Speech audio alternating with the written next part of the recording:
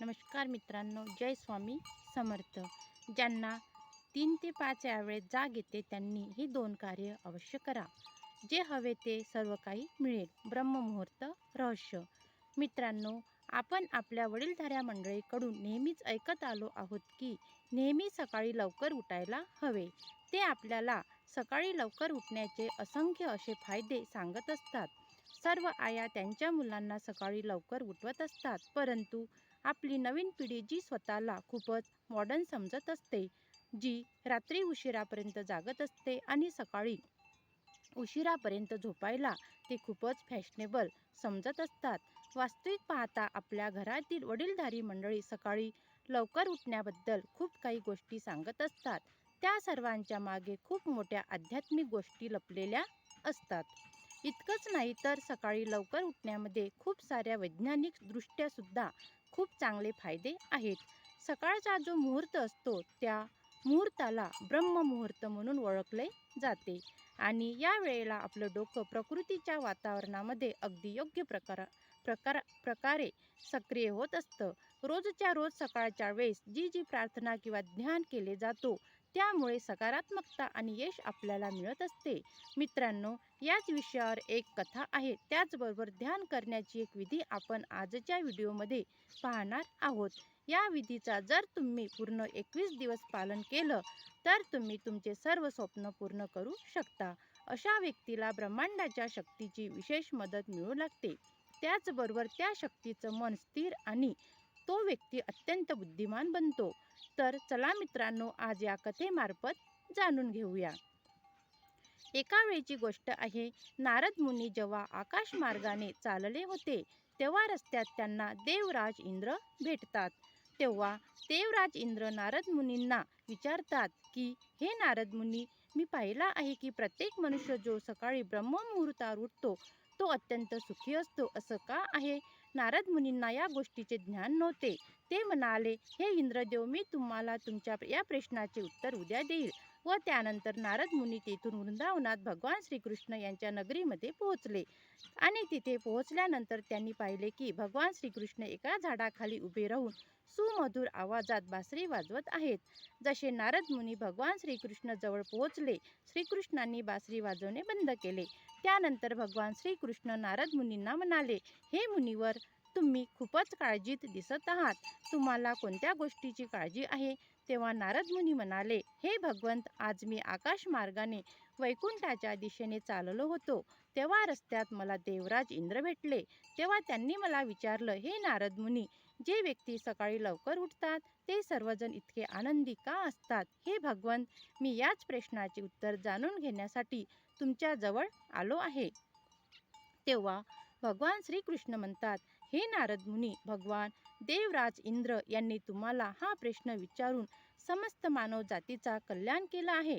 आजच्या कलियुगातील मानव जातीसाठी हा प्रश्न इतका जास्त महत्त्वपूर्ण आहे की ज्या प्रकारे त्यांच्या शरीरामध्ये बसलेली त्यांची आत्मा आहे.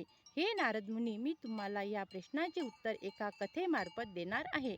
कृपा करून तुम्ही या कथेला शेवटपर्यंत नक्की ऐका आणि जो पण मनुष्य या कथेला पूर्ण ऐकेल त्या व्यक्तीला ब्रह्ममुहूर्ताचं सर्व रहस्य समजून जाईल व त्यामुळे त्यांचे संपूर्ण जीवनच बदलून जाईल.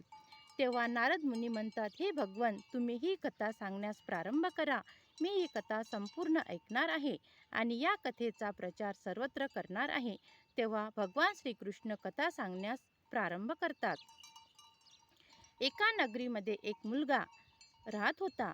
तो मुलगा स्वभावाने खूपच चांगला होता, परंतु त्यालाही खूप वाईट सवय होती. तो सकाळी उशिरापर्यंत झोपत असे.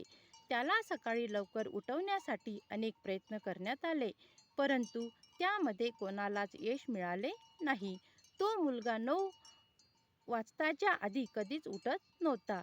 जेव्हा तो बालक होता तेव्हा त्याच्या परिवारातील लोकांनी विचार केला की हा जेव्हा मोठा होईल तेव्हा समजदार होईल व त्याच्या सवयीमध्ये सुधारणा होईल. परंतु तो मुलगा जसा जसा मोठा होत गेला त्याची सवय आणखीनच वाढत गेली. किती काही झालं तरी तो मुलगा सकाळी लवकर उठत नव्हता. त्याच्या वडिलांना त्याच्या या सवयीची खूप जास्त चिंता वाटू लागली होती. त्या मुलाला असंख्य अशा नकारात्मक शक्तीने घेरलेलं होतं.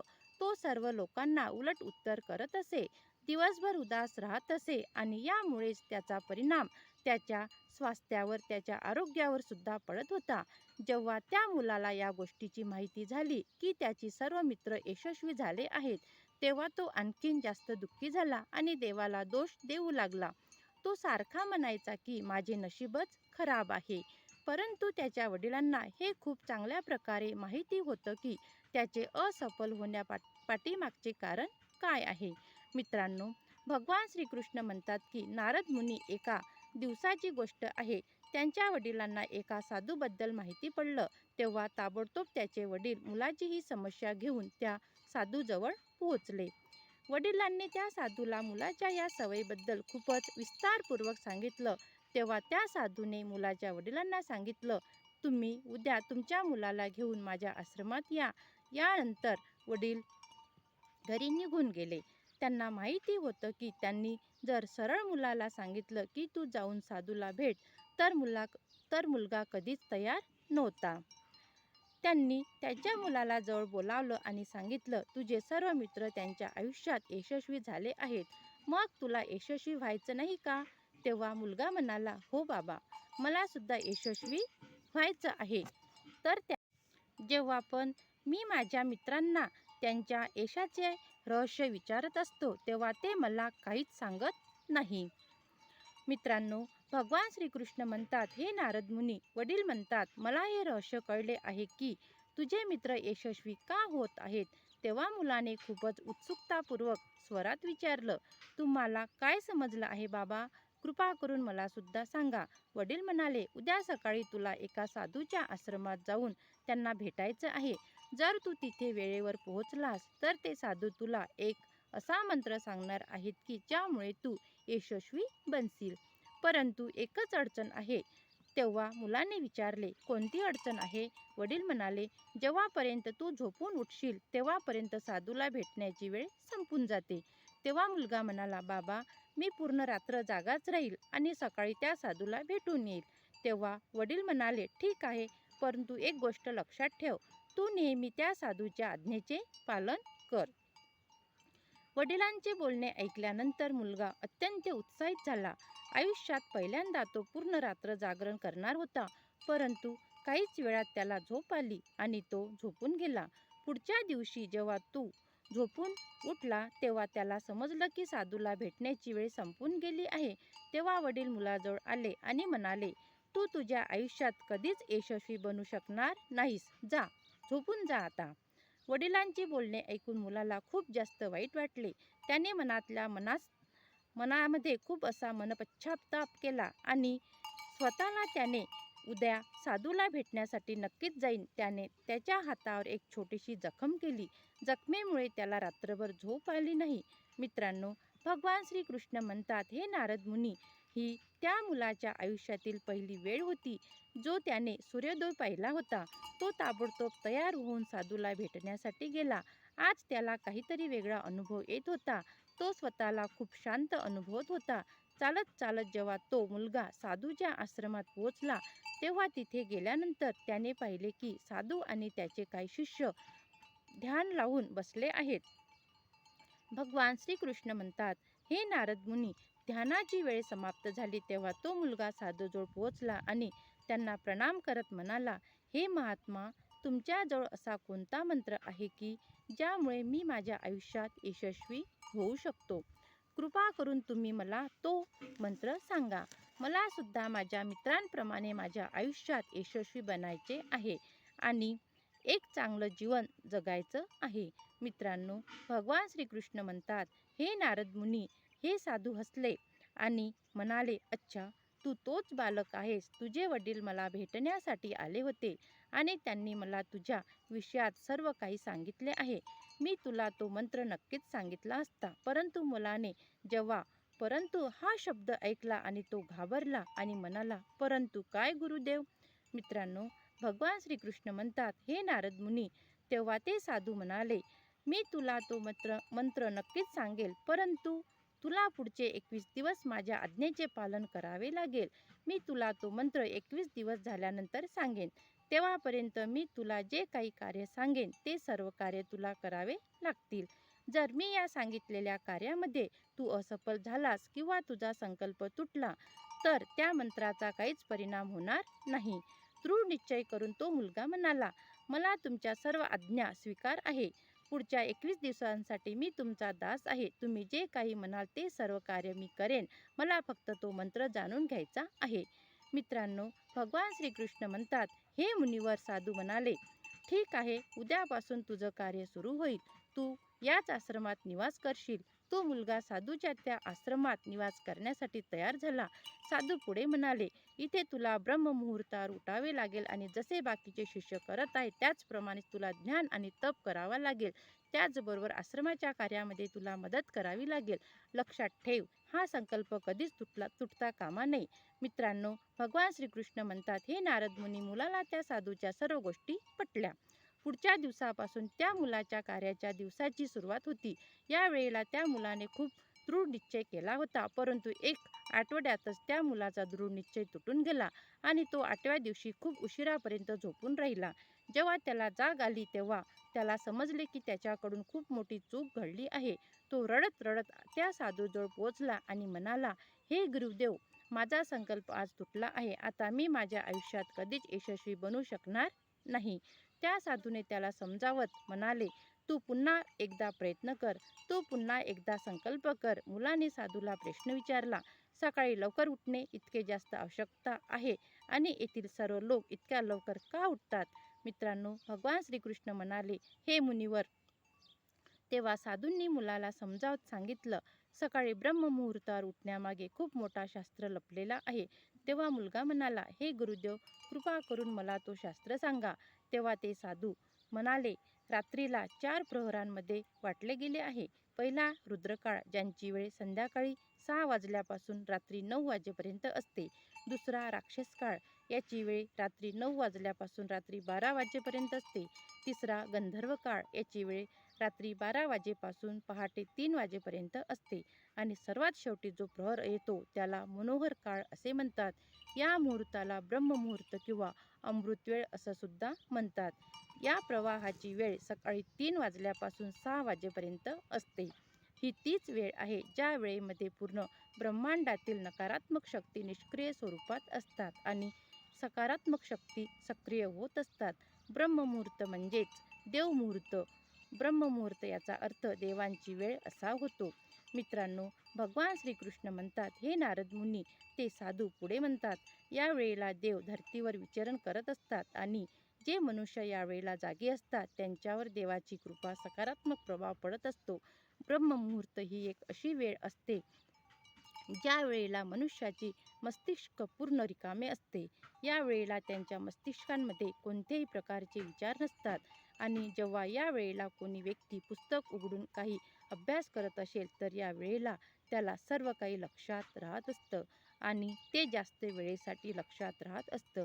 ही अशी वेळ आहे ज्या वेळेला आपण ध्यानाला समजण्याचा प्रयत्न करत असतो आणि म्हणूनच या आश्रमातील सर्व लोक आणि या संसारातील सर्व ज्ञानी लोक ब्रह्ममुहूर्तावर उठत असतात.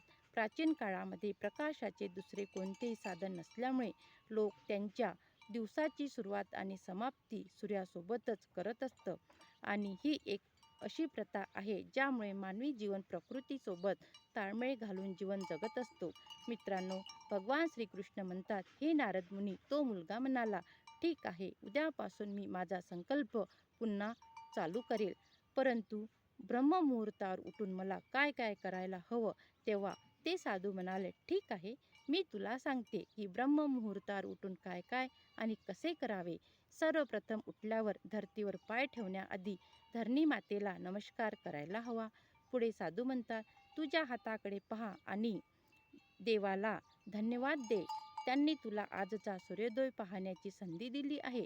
त्यानंतर नित्यकर्म स्नान केल्यानंतर शरीराची नाहीतर मनाची सुद्धा शुद्धता वाढत असते. स्नान केल्यानंतर ध्यानाची प्रक्रिया असते. ब्रह्ममुहूर्तातील ध्यानाची विधी 21 दिवसापर्यंतच असते. या विधीचा उपयोग केव्हा केला जातो? तेव्हा तुम्ही तुमची मनोकामना पूर्ण करू इच्छित असता. ही वेळ अशी असते जेव्हा व्यक्ती त्याच्या आज्ञाचक्राला सक्रिय करण्याचे काम करत असतो, पुढे साधू म्हणतात, आज्ञाचक्र 2 भुयांच्या मध्ये असतो. जर या चक्रावर आपण काम करत असू आणि तुम्ही सतत तुमच्या मनोकामनेचा जप करत असाल तर 21 दिवसांच्या आतमध्ये तुमची ती मनोकामना पूर्ण होत असते. जर तुमच्या मनामध्ये कोणती मनोकामना अपूर्ण असेल आणि तुम्ही ती मनोकामना पूर्ण करू इच्छित असाल तेव्हा सर्वप्रथम त्या मनोकामनेचे स्पष्टीकरण करायला हवं. तुम्हाला काय हवं आहे या गोष्टीचा निर्णय करायला हवा. त्यानंतर ध्यानाच्या विधीला सुरुवात करायला हवी. ब्रह्ममुहूर्तावर स्नान केल्यानंतर एका अशा स्थानाची निवड करावी जिथे वायूचा प्रवेश होत असतो. ध्यानामध्ये शुद्ध वायूचं असणं अत्यंत गरजेचं असतं. ध्यान करत असताना तुमच्या पाठीचा कणा सरळ असायला हवा. त्याचबरोबर तुमची मानसुद्धा सरळ असायला हवी. सुखासनाच्या अवस्थेत दोन्ही हातांच्या गुडघ्यावर ठेवून डोळे बंद करून बसून राहावे. हाताची मुठ्ठी बंद करावी आणि 2-3 मिनिटांसाठी पूर्णपणे शांत राहावे. जेव्हा तुमचं शरीर स्थिर होतं आणि श्वास शांत होतो त्यानंतर तुमचे सर्व ध्यान आज्ञाचक्रावर लावावे. या वेळेला दीर्घ श्वास घ्यावे आणि श्वास रोखून धरावा. या वेळेला तुम्ही तुमची मनोकामना मनाच्या मनात बोलत राहावी. मनाच्या डोळ्यांनी तुमचे तुमचे इष्टदेव आणि देवी देवतांचे स्मरण करत राहावे. मित्रांनो, भगवान श्रीकृष्ण म्हणतात, हे मुनिवर, ते साधू म्हणाले, जेव्हा श्वास रोखून धरणं कठीण होऊन जातं तेव्हा श्वास हळूहळू बाहेर सोडावा. श्वास नाकाने घ्यावा आणि तोंडाने सोडावा. जर तुम्ही असं प्रत्येक दिवशी करत असाल तर तुमची मनोकामना अवचेतन मनापर्यंत पोहोचते आणि तुमच्या इच्छेची पूर्ती लवकरच होत असते. आज्ञाचक्र सक्रिय होतो आणि तुमच्या आज्ञेला तो पूर्ण करत असतो. श्वास रोखून धरल्यामुळे शरीरामध्ये आपत्कालीन स्थिती निर्माण होते, ज्यामुळे तुम्ही व्यर्थ गोष्टीचा विचार करणे बंद करता. यामुळे तुमच्या मनाची एकाग्रता वाढते. ब्रह्ममुहूर्ताच्या वेळेवर देवाची विशेष कृपा होत असते आणि कोणतीही व्यक्ती त्यांची मनोकामना सारखा बोलत असेल तेव्हा देव त्यांची मनोकामना पूर्ण करत असतात. मित्रांनो, भगवान श्रीकृष्ण म्हणतात, हे मुनिवर, अशा प्रकारे त्या साधूंनी त्या मुलाला ब्रह्ममुहूर्ताचे महत्त्व पटवून दिलं. पुढचे 21 दिवस त्या मुलाने मन लावून त्या प्रक्रियेचे पालन केलं आणि आता तो मुलगा खूप जास्त अनुशासित आणि शांत स्वभावाचा बनला होता. त्या व्यक्तीने जसा त्याचा संकल्प पूर्ण केला त्यानंतर तो मुलगा खूपच प्रसन्नते मुद्रेने साधूजवळ पोचला आणि म्हणाला, हे गुरुदेव, मी 21 दिवसाचा संकल्प पूर्ण केला आहे. आता कृपा करून तुम्ही मला यशस्वी बनण्याचा मंत्र सांगा. तेव्हा ते साधू हसत म्हणाले, मागच्या 21 दिवसापासून तू जो अभ्यास करत आहेस तोच तुझ्या यशाचा मंत्र आहे. जो व्यक्ती ब्रह्ममुहूर्तावर उठून ध्यान प्रक्रिया करत असतो तो जीवनामध्ये कधीच अपयशी बनत नाही. तुला ब्रह्ममुहूर्ताचं रहस्य समजलं आहे. आता तुला तुझ्या आयुष्यात सर्व काही प्राप्त होईल. त्या मुलाने साधूचे धन्यवाद व्यक्त केले आणि आयुष्यभर ब्रह्ममुहूर्ताचे पालन करण्याचं आश्वासन साधूला दिलं. मित्रांनो, भगवान श्रीकृष्ण म्हणतात, हे मुनिवर, आता तुम्हाला समजला असेल ब्रह्ममुहूर्त काय असतो. तेव्हा नारद मुनी म्हणाले, हे प्रभू, आता मला ब्रह्ममुहूर्ताचं संपूर्ण ज्ञान मिळालं आहे. इतकं म्हटल्यानंतर नारद मुनी भगवान श्रीकृष्णाला धन्यवाद म्हणाले व त्यानंतर ते देवराज इंद्राजवळ गेले आणि त्यांना ब्रह्ममुहूर्ताचं संपूर्ण ज्ञान सांगितले. मित्रांनो, जर तुम्ही सुद्धा तुमच्या जीवनामध्ये आपल्या प्राचीन परंपरेचे पालन करत असाल तर लवकरच तुमच्या आयुष्यातील सर्व अडचणी दूर होऊन तुम्हाला सुद्धा यशाची प्राप्ती होऊ शकते. जर तुम्हाला ही माहितीपूर्ण व्हिडिओ उपयुक्त वाटला असेल तर व्हिडिओला एक लाईक नक्की करा आणि चॅनलला सबस्क्राईब करून मला प्रोत्साहन देण्यासाठी हा व्हिडिओ संपूर्ण पाहिल्याबद्दल आपण सर्वांचे खूप खूप धन्यवाद. जय श्री स्वामी समर्थ. रामकृष्ण हरी. जय श्रीकृष्ण. जय लक्ष्मी माता. तुमचे खूप खूप आभार.